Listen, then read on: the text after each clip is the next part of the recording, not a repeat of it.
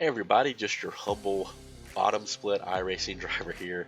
I want to make a couple of videos covering how I am bottom split. I have been most of my career for over a year, and recently I had a falling out where I dropped from around 1,000 straight down to mid 700s and took a break. But I returned from that break with a different mindset about not worrying about my numbers because I was so focused on my iRating, right? That's all that mattered.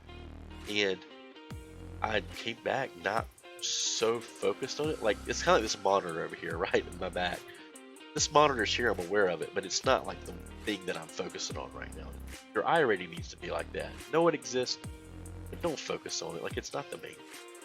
So, anyways, this first video is going to be about the most challenging thing that I'm trying to overcome, and that is how I respond to being collected. If you are a bottom split driver, you can put money on it. You will be collected, taken out, wrecked out of a race. It's a long list. There are some things that you can do to help avoid that, which I'll cover in other videos. But how you respond makes a big difference, right? Because you can have one incident and still be able to complete the race and still maybe even do okay. You don't know what it's going to happen till the race is over. But a lot of us, we get in that one incident that wasn't our fault. Literally, we just drive and it got collected. But we get so upset about it mentally, we just can't push through it and carry on. That freaking one incident leads to us making 2 or 3 more incidents in our own, under our own power. No one else gets into us. We just overdrive or we just can't think. And this video covers a little bit about that, about how I'm not hitting my marks, how I don't let things go, and want to point them out because it's a real thing. And if people can mentally get over things like that, you're going to be able to push through and do better in your races where you do get hit and still continue. If you're taken out, that's a different story. Go squeeze the stress ball or go hit a punching bag or something. Anyways, without further ado, this is the first of a few videos about how I am recovering from the absolute gutter of iRating. Hopefully this can help others. Anyways, if you're like me and you're down at the bottom, stick around and see if any of this might help.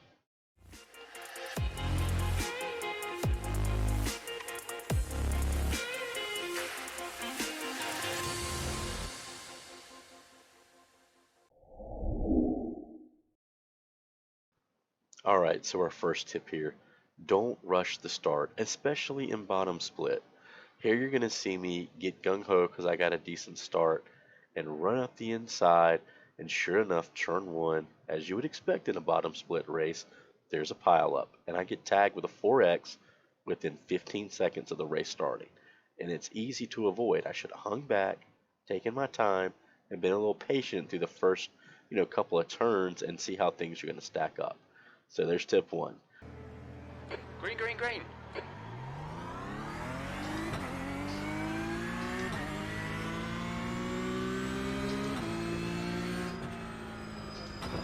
Car right. Clear right. Take it easy through here. Don't these people kill each Right other. side. Just kind of like Right that. side's clear. On your right. Clear right. Alright, we got through the initial, everybody skull humps everyone. I did get a contact from somewhere. I don't even know where I got contact from. Here, don't these people kill each Right other. side. Just kind of like Right that. side's clear. On your right. Clear right. So the thing I've learned about just moving up an iRating is, one, by not worrying about it and just racing and being consistent, practice. That last lap was at 138.2. Keep trying to hit my, I did terrible there. I'm talking and not paying attention, but hitting my marks. That's right, hitting your marks. That is indeed a very good thing to do. And also one of the things that have contributed to me and my sudden increase in iRating. But here in this race, this is a terrible example. I'm not doing that. So don't do like I'm doing this race. Be consistent, hit your marks, especially when you're following another car through turns. Don't focus on the car, focus on the visual cues that you normally use to make those turns. That was awful. Okay, Paul. The next car is Clark. Do first right here too.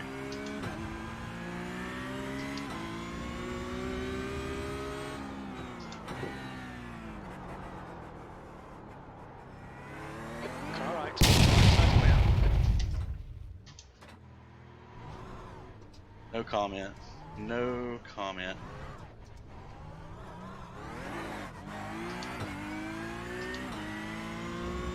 That's racing. That's racing, though. Look, it's inevitable. No matter what you do, at some point, someone is going to get into you. But it's important to keep your cool and carry on.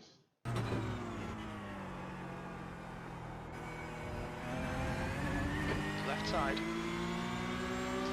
Still there. Clear left.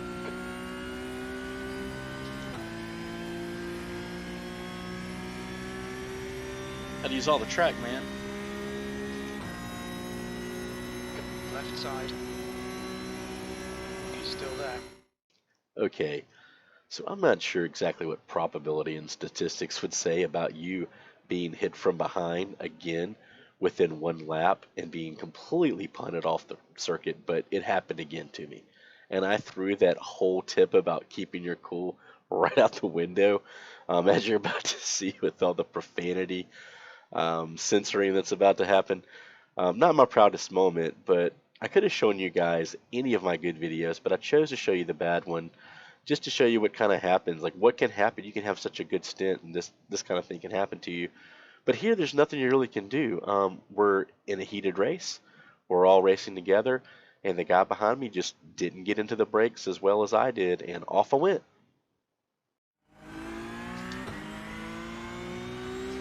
Right, the guy ahead of us is Ferraria.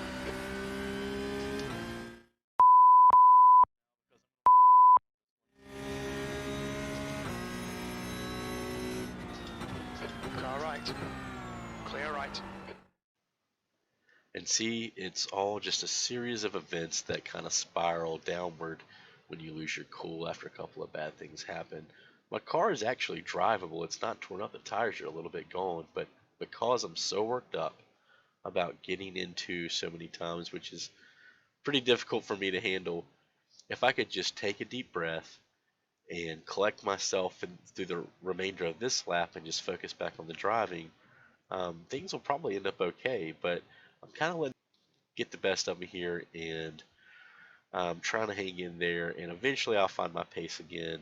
But yeah, just take a breather sometimes. Things are going to happen. Racing's racing, and you'll even see another incident coming up that I actually was pretty cool with because I'd calmed myself down by then. But keep it up, keep your chin up, and stay in the game, and just be mindful of what you're doing and focus on the driving.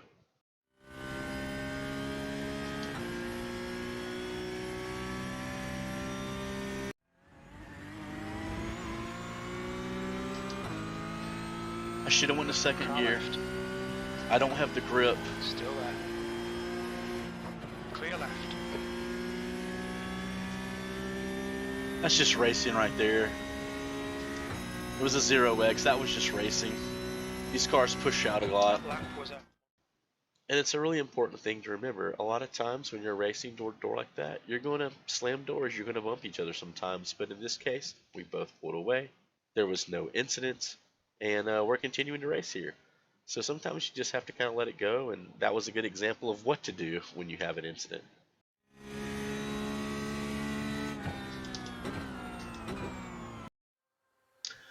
So there you have it. And if it looks like it's a low budget video, it definitely is. I'm not exactly new to YouTube, but I'm new to trying to make proper videos that are going to be entertaining. And not there yet, but they'll get better. Hopefully with a little bit of support from people who like the content. My videos will get better, the topics will be more interesting, and things will start to mesh and flow together better. But there's a lot of truth in this. So many times people will get caught up in one or two incidents and they'll just make their own mistakes because they can't get past it and continue. Kind of like golf. People will play one bad hole. They have a bad hole and they can't leave it behind them. They start missing shots and topping balls and all kind of crazy stuff because they can't next one. Same concept. Thank you for supporting me and stopping by and checking it out. Remember to keep you cool out there, guys, especially if I find you on the track or you find me. Try to be polite and civil with each other and carry on, move past it, continue your race. Until my next video, have a good one.